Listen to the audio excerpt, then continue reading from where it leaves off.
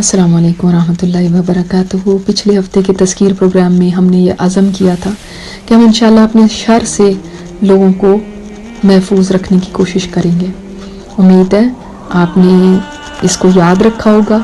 अगर 100% कामयाबी नहीं भी हुई तो घबराइएगा नहीं, कोशिश जारी रखिएगा। इंशाअल्लाह ताला आहिस्ता आहिस्ता हम इसके आदी हो जाएंगे। आज की जो बात है वो ये है कि अल्लाह ताला ने ज़ुबान हमें बहुत बड़ी नेमत अता फरमाई है। इससे इंसान खैर कसीर कमा सकता है, मगर दूसरी तरफ ज़ुबान वो दरिंदा है, अगर इसको खुला छोड़ दिया जाए तो ये काट खाती है। ये एक ऐसा ऑर्गन अल्लाह ताला ने हमें दिया है जिसमें हड्डी नहीं है, ये नरम गोश्त का लोथड़ा है। इसके बावजूद इससे निकलने वाले अल्फाज बाज़ औक़ात इस कदर सख्त होते हैं कि जहां जाके लगते हैं उस दिल को छलनी कर देते हैं। अल्फाज में जान नहीं हुआ करती, इसके बावजूद इनका घाव इतना गहरा होता है कि बाज़ दफा सारी जिंदगी नहीं भरता।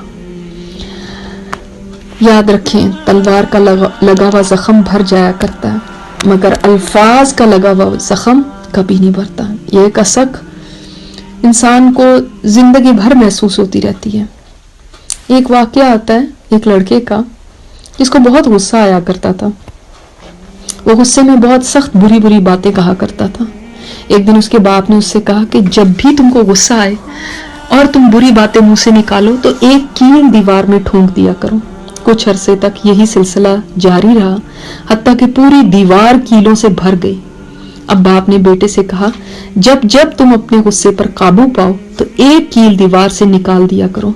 बेटे ने आहिस्ता आहिस्ता अपने गुस्से पर काबू पाना शुरू कर दिया और होते होते दीवार से कील निकलते चले गए, हत्ता कि आखिर में सारी दीवार कीलों से खाली हो गई, एक भी कील बाकी नहीं रहा, मगर पूरी दीवार निशानों से भरी हुई थी। बेटे ने बाप से पूछा, ये क्या? कील तो निकल गए पर दीवार पर निशान तो अभी तक बाकी हैं। बाप ने कहा, बेटा कील तो तुम्हारा गुस्सा था जो तुम्हें आता था और फिर निकल जाता था, मगर उस गुस्से के साथ जो बातें तुम मुंह से निकालते थे वो कीलों के निशानात हैं जो कभी नहीं भरते। तो प्यारी बहनों, जुबान से निकले हुए बोलों से सख्ती निकाल दीजिए। अगर किसी को कोई बात कहनी भी हो, नरम अल्फाज का इंतखाब करें। अल्फाज में बड़ी पावर होती है। दो तरह के जुमले में आपके सामने कहूंगी, आप खुद बताइएगा दोनों में आपको कितना फर्क महसूस हुआ।